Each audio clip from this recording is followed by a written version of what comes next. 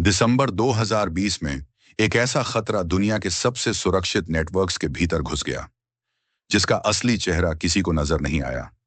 यह कोई बम नहीं था, ना ही कोई वायरस। यह था कोड, एक ऐसा मेलवेयर जो एक ट्रस्टेड सॉफ्टवेयर अपडेट में छिपा था। आज हम बात करने वाले हैं सोलरविंड्स हैक की, इतिहास के सबसे खतरनाक साइबर हमलों में से एक की। और जी हां, यह हमला भारत तक भी पहुंचा था। आइए जानते हैं कैसे एक छोटी सी गलती ने पूरे देश की सुरक्षा को खतरे में डाल दिया। खुल जाएगी एक ऐसी कहानी जहां विश्वास ने धोखा दिया था।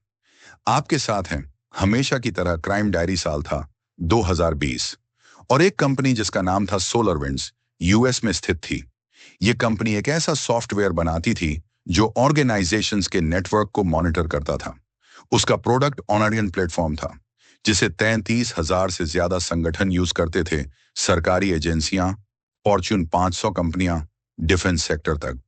लेकिन एक दिन कुछ ऐसा हुआ जिसकी कल्पना भी नहीं की जा सकती थी। किसी ने सोलरविंड्स के खुद के सॉफ्टवेयर में घुसकर एक मैलिशियस कोड डाल दिया। और फिर जब यूजर्स ने अपना रेगुलर सॉफ्टवेयर अपडेट इंस्टॉल किया, तो वो अपने नेटवर्क में एक खतरनाक दुश्मन को भी अंदर ले आए, बिना किसी फिशिंग ईमेल के, बिना किसी ब्रूट फोर्स अटैक के। बस एक ट्रस्टेड अपडेट ने सारा खेल बदल दिया। हैकर्स के इस हमले का पता सबसे पहले फायरआई नाम की साइबर सिक्योरिटी कंपनी ने लगाया। दिसंबर 2020 में फायरआई ने एक बयान जारी किया, हमारे साथ हैकिंग हुई है। और इस हैकिंग में हैकर्स ने फायरआई के खुद के पेनिट्रेशन टेस्टिंग टूल्स चुरा लिए। फायरआई ने जांच की तो पता चला ये सब सोलरविंड्स के अपडेट के जरिए हुआ। उन्होंने एक मैलवेयर को सनबर्स्ट नाम दिया। यह कोई साधारण मैलवेयर नहीं था, यह था स्मार्ट, स्टील थी और सबसे खतरनाक। हैकर्स के निशाने पर थे अमेरिकी department of homeland security, department of defence NASA, Microsoft, Cisco, Deloitte, यूरोपीय संसद, ब्रिटेन की सरकार। लेकिन क्या भारत भी इसका शिकार बना? हाँ, कई भारतीय संगठनों के सिस्टम में सनबर्स्ट मैलवेयर मिला। इसकी पुष्टि मैंडिएंट, कस्पर्स की लैब और सीआरटी इन ने की।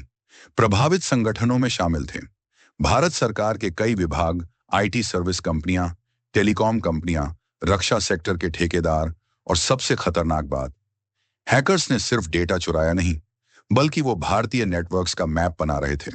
अर्थात वो जान रहे थे कि हमारे सिस्टम कैसे कनेक्ट हैं, कहां संवेदनशील डेटा है और कैसे भारत की इंफ्रास्ट्रक्चर काम करती है।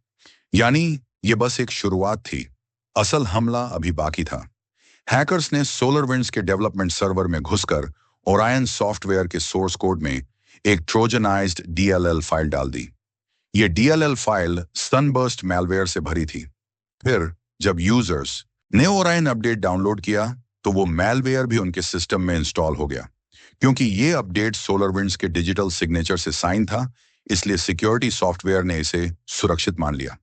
फिर सनबर्स्ट मैलवेयर ने 14 दिन तक सोचा समझकर इंतजार किया, फिर एक कमांड एंड कंट्रोल सर्वर से संपर्क किया और फिर दूसरे मैलवेयर डाउनलोड किए गए, जिनके जरिए हैकर्स ने पूरे नेटवर्क पर कंट्रोल करना शुरू कर दिया। भारत में भी कई संगठनों के सिस्टम में सनबर्स्ट मैलवेयर मिला। सीआरटी इन ने सलाह दी कि जिनके पास ओरियन प्लेटफॉर्म V2019.4 HF5 से V2020.2 एक वर्जन था, वो तुरंत अपडेट करें। लेकिन कई ऑर्गेनाइजेशंस ने अपडेट नहीं किया, क्योंकि उन्हें नहीं पता था कि वो हैक हो चुके हैं। कुछ भारतीय संगठनों में रक्षा मंत्रालय के ठेकेदार, एक बड़ी टेलीकॉम कंपनी, कई आईटी सर्विस कंपनियां। एक एक्सपर्ट ने कहा, यह कोई रैंसमवेयर नहीं था, ये तो साफ तौर पर साइबर जासूसी थी। अमेरिका ने इस हमले के पीछे रूसी स्टेट स्पॉन्सर्ड हैकर्स को जिम्मेदार ठहराया, विशेष रूप से एक समूह जिसका नाम है AP29 या कोजी बियर। ये ग्रुप 2008 से सक्रिय है और माना जाता है कि ये रूस की खुफिया एजेंसी SVR के लिए काम करता है। उनका मकसद नहीं था किसी का डेटा नष्ट करना, उनका मकसद था जासूसी करना। और भारत के मामले में यह संभावना थी कि वो भारतीय रक्षा और अंतरिक्ष कार्यक्रमों के बारे में जानकारी इकट्ठा कर रहे थे। भारत में सीआरटीएन ने एडवाइजरी जारी की, कई संगठनों ने अपने सिस्टम चेक किए, लेकिन बहुत से ऑर्गेनाइजेशंस ने अपडेट नहीं किया। एक साइबर एक्सपर्ट ने कहा, भारत में साइबर सिक्योरिटी अभी भी विकास के दौर में है। हमारे पास पॉलिसीज हैं, लेकिन इंप्लीमेंटेशन नहीं। इस हमले ने भारत को एक बड़ी चेतावनी दी। लेकिन क्या हम सच में जागे? ये समय बताएगा। हमने कई साइबर सिक्योरिटी एक्सपर्ट्स से बात की। ये हैं कुछ अहम बातें। सोलरविंड्स ने दिखा दिया कि ट्रस्टेड वेंडर्स भी खतरनाक हो सकते हैं। बैंगलोर के एक सीनियर सिक्योरिटी एनालिस्ट, कई भारतीय कंपनियां सोचती हैं कि वो बहुत छोटी हैं, लेकिन कोई भी लक्ष्य छोटा नहीं होता। दिल्ली के एक कंसल्टेंट भारत में डेटा चुराया गया और हम कभी नहीं जान पाएंगे कि वो कहां गया। पूर्व सरकारी सलाहकार, साइबर जासूसी का खतरा तुरंत नहीं, बल्कि धीरे धीरे दिखता है।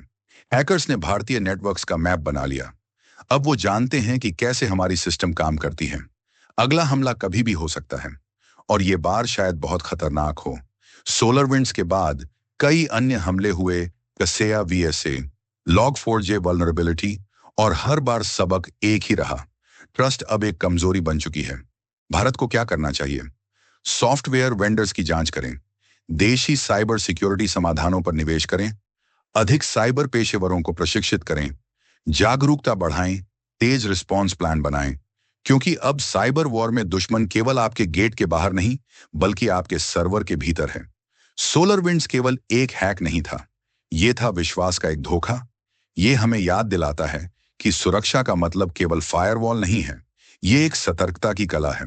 और भारत के लिए संदेश स्पष्ट है, हमें खुद को सुरक्षित रखना होगा, हर दिन, हर अपडेट में, क्योंकि साइबर वॉर में अपराध कभी क्षमा नहीं करता।